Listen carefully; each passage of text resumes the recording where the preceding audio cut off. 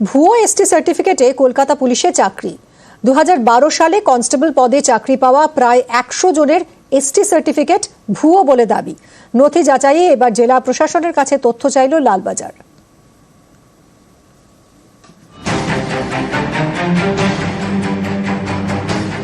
উর্দিধারীর চাকরি, সেখানেও জালিয়াতি।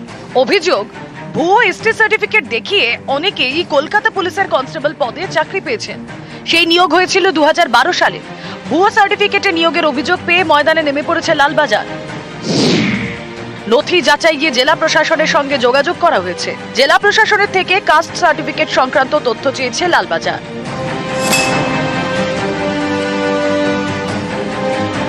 ভুয়ো এসটি সার্টিফিকেট দেখিয়ে কলকাতা পুলিশের চাকরি, আর এই নিয়ে সরব হয় পশ্চিমবঙ্গ আদিবাসী কল্যাণ সমিতি। কলকাতা পুলিশের কাছে তারা এই নিয়ে নালিশ জানায়। অভিযোগ, 2012 সালে প্রায় 100 জন প্রার্থী ভুয়ো এসটি সার্টিফিকেট দেখিয়ে চাকরি পান। এই অভিযোগ পেয়েই আসরে নামে লালবাজার। 2012 সালে নিয়োগ নথি খতিয়ে দেখতে শুরু করে কলকাতা পুলিশের সেন্ট্রাল রিজার্ভ অফিস বা সিআরও। প্রথমে এসটি সার্টিফিকেট দেখিয়ে চাকরি পাওয়া কনস্টেবলদের কাস্ট সার্টিফিকেট জমা দিতে বলা হয়।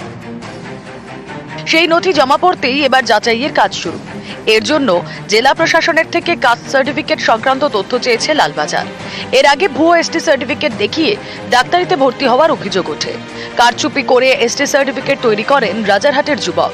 সেই সার্টিফিকেট দেখিয়ে ভর্তি হন ডায়মন্ড হারবার মেডিকেলে। সেই ঘটনায় পুলিশের কাছে অভিযোগ দায়ের করে স্বাস্থ্য দপ্তর।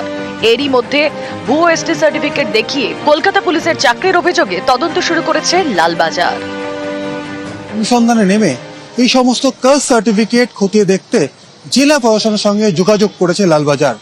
জেলা প্রশাসনের কাছে রিপোর্ট চাওয়া হয়েছে সংশ্লিষ্ট কাস্ট সার্টিফিকেটগুলি অরিজিনাল নাকি ফেক জানতে চাওয়া হয়েছে লালবাজারের তরফে। ক্যামেরায় সনদের সঙ্গে অমিত, নিউজ 18 বাংলা, কলকাতা।